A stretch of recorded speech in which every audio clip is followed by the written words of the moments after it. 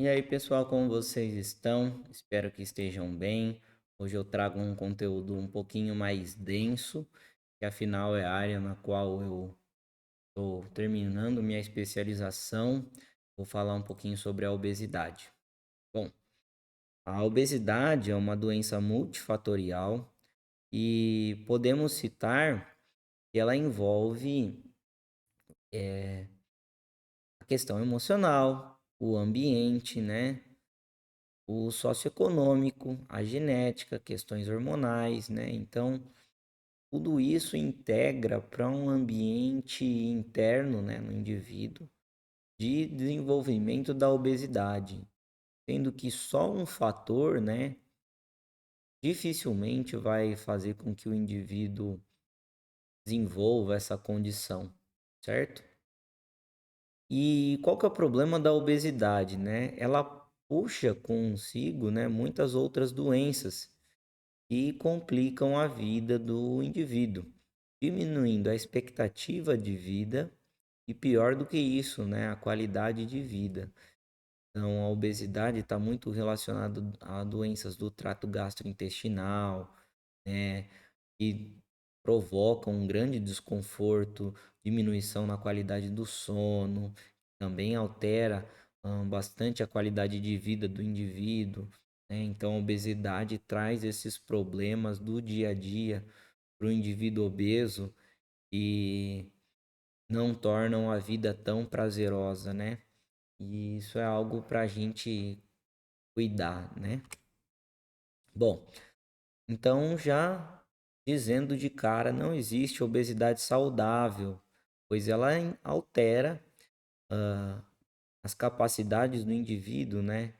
E é muito comum, por exemplo, a apneia obstrutiva do sono, o acúmulo de massa, né, na região do pescoço e obstrui a passagem do ar. Então, poxa, você vai dormir respirando mal, com certeza o seu sono vai ser pior. Então, não tem como ser saudável, né? Começando por um sono ruim, digamos assim. Então, por isso eu começo fazendo essa pontuação. E por mais que os exames médicos estejam com resultados com parâmetros bioquímicos ok, né? O acúmulo, o acúmulo do tecido adiposo aumenta uma resposta inflamatória que prejudica o corpo como um todo, né? E abre portas para o surgimento de outras doenças. E aí a gente vai falar dessas outras doenças, né? Entre elas o diabetes, né? O tipo 2 principalmente, e a obesidade por conta da inflamação que ela gera no corpo, vai distribuir, né, um bloqueio celular onde a insulina não consegue agir e a glicose não consegue entrar nas células. Isso aí causa um prejuízo muito grande, pois a glicose que fica muito tempo no sangue, né, não consegue entrar na célula, ela acaba produzindo um efeito um pouco tóxico, né? E o normal é que ela entre na célula e aí vai trazer aquelas alterações, problemas de circulação e assim por diante. A hipertensão arterial, né, também é bastante prevalente nesses indivíduos com obesidade, pois perceba, né, que a nossa pele ela tem uma capacidade, uma plasticidade, né, que é o quanto ela consegue distender. E quando a gente tem obesidade, né, essa gordura depositada entre a pele e os órgãos, né, ela vai causar uma pressão. Então, um puro mecanismo físico, tá? Uma pressão, ela comprime o vaso e aí a sua pressão arterial periférica fica aumentada, ou seja, né?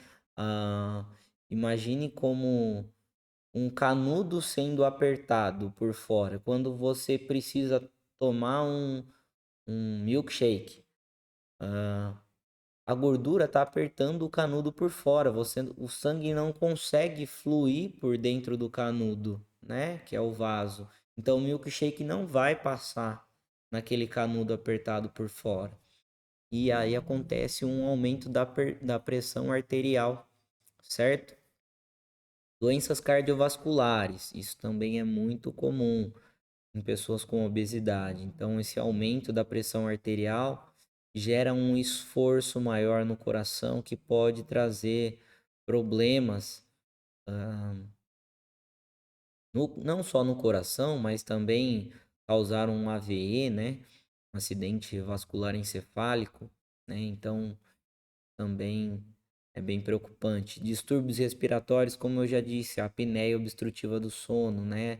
Também pode acontecer. Doenças hepáticas, né?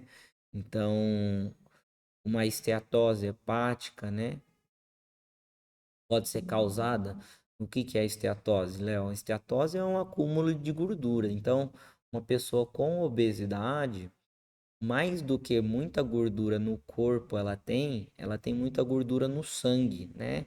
Então, níveis de colesterol elevados por conta de uma alimentação de qualidade, hã, vamos dizer assim, ruim, aumenta o acúmulo de gordura no fígado.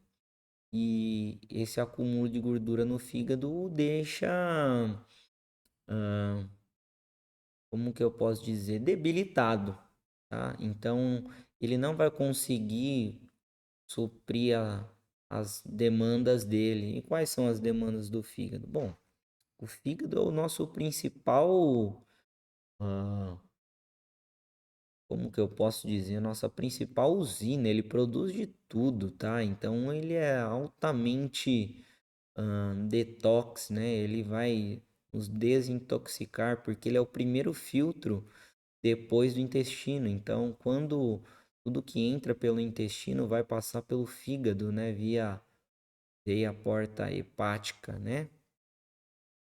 Então, ele é um grande protetor nosso, né? Quando você altera essa função dele, você diminui essa capacidade dele, a gente fica muito mais suscetível a doenças, né? E isso é bem preocupante. Problemas na articulação. Então, o corpo sofre, né, pelo excesso de peso, né? A obesidade traz essas implicações. O excesso de peso geralmente pode levar o indivíduo a desenvolver problemas, principalmente nos membros inferiores. Então, nessas articulações como a do joelho, do tornozelo, né? Problemas também ah, relacionados à circulação nesses membros também é bem comum. E o fator emocional, né? Pois também tem a questão da imagem, que a pessoa muitas vezes, quando se percebe na obesidade, não se sente bem com isso, né? Então elas têm uma retroalimentação aí muito forte, pois a obesidade também está associada a transtornos alimentares e a depressão também, então elas entram meio que num ciclo vicioso, tá? E problemas hormonais, tá? Problemas hormonais a gente vai discutir já no próximo slide. Bom, então falando da questão hormonal, é o principal da obesidade? Na maioria dos casos, não, tá? Casos específicos, né? A gente escuta muito falar, eu tenho problema de tireoide, né? Então vamos fazer os exames lá, né? Verificar o TSH, que é um hormônio tireo- tireoide estimulante, né? Produzido pela hipófise também. O T3 e o T4, que são convertidos aí, né? Produzidos na tireoide, convertidos para a forma ativa. E o T3 reverso também é uma forma de hormônio a ser dosada e verificar se a produção está sendo feita devida aí pela tireoide e a conversão pelos tecidos periféricos aí. Bom, isso não é comum. Pode acontecer, pode estar relacionado à obesidade, pode, mas não com tanta frequência quanto a gente ouve popularmente dizendo por aí, né? A principal relação hormonal entre a obesidade é a questão do hipogonadismo, né? Hipogonadismo, o que que é isso, né? Hipo é pouco, né? Baixo, vai em pequena quantidade. Gonadismo vem de gônadas, ah, que são as nossas glândulas excretoras, né? Produtoras de hormônios sexuais. Então, no caso do homem, é o testículo. Então, a testosterona baixa está relacionada à obesidade e a obesidade está relacionada à testosterona. Uma vez que o indivíduo com obesidade, no tecido gorduroso dele, ele acumula muita enzima chamada aromatase. E essa enzima chamada aromatase, ela converte a testosterona, que é um hormônio masculino, num hormônio feminino, o estrogênio, né? E aí, o homem, né, passa a apresentar características femininas, né? Então ele sofre uma mudança corporal por conta dessa obesidade aí. Então é um esquema retroalimentativo também, né? Onde a obesidade aumenta mais aromatase aumenta mais hipogonadismo e o, o homem que já naturalmente tem uma baixa produção, uma baixa capacidade de produção de testosterona, e um consumo inadequado dos alimentos vai acumular gordura e vai fazer essa conversão aí, certo? Bom, a gente precisa falar um pouquinho sobre isso, e é muito comum a gente ouvir relatos de eu me alimento bem e mesmo assim sou gordinho, tenho sobrepeso, tenho obesidade.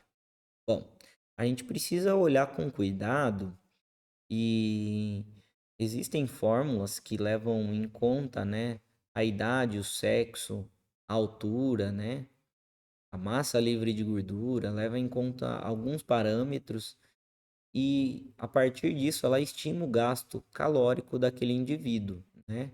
E aí a gente tem que olhar para a rotina desse indivíduo e ver se o que ele come está equilibrando com o que ele gasta. Às vezes a pessoa até se alimenta bem de comida, não é nem de produtos industrializados, né? É de arroz, feijão e carne e salada. Só que ela tem uma vida extremamente monótona, parada, ela não pratica nenhum tipo de atividade física.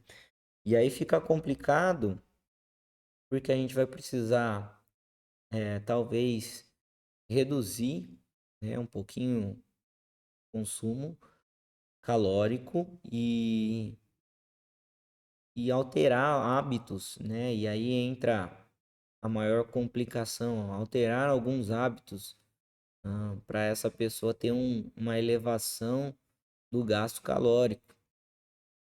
Então, por exemplo, em vez subir de elevador, subir de escada, né? E isso aí, muitas das vezes, é uma sugestão, mas a pessoa não consegue seguir. Então, quando a gente analisa o dia a dia dessa pessoa, tem que pontuar algumas mudanças aí, certo? Bom, a gente vai falar um pouquinho da cirurgia bariátrica. Ela é a melhor solução? Olha, no curto prazo, a cirurgia bariátrica ela é comprovadamente, né, um fator de mudança muito grande, tá? Mas a gente sabe que a obesidade ela é multifatorial e não só o físico, mas o mental também precisa estar envolvido, né? Então, somente a cirurgia bariátrica, sem que o indivíduo esteja pronto para mudar os hábitos, né? Não é suficiente, tá? Então, o indivíduo, após uma grande perda de peso, reganha peso.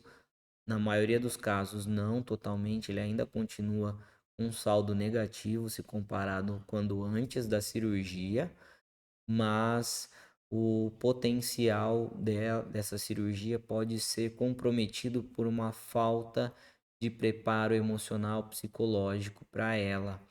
E uma solução hoje que está sendo desenvolvida, né? Hoje a gente já tem os chamados análogos do GLP-1, né? Saxenda, ah, e outros, né? Que vale citar o nome porque eles não estão patrocinando a gente também, né?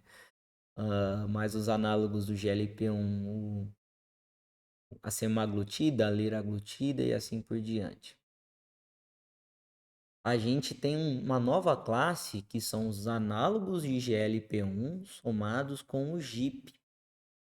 E eles têm um duplo, sistema duplo de reforço da saciedade. Então eles tiram a fome de uma maneira muito prolongada e aí eles tendem, né, a um emagrecimento bem consistente, tá? Então, se for aprovado aí chegar para o Brasil essa nova tecnologia de medicamentos aí do GLP-1 com o GIP, vai trazer grandes melhorias, né, no emagrecimento e possivelmente se igualando com a capacidade de redução de peso da cirurgia bariátrica, certo?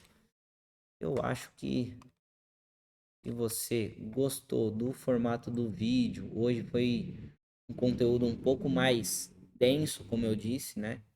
Mas deixa o seu like, compartilha com o pessoal aí. E eu acho que é isso. Comenta no vídeo para eu saber se você tem curiosidade sobre algum tema que eu posso trazer aqui, tá bom? E é só.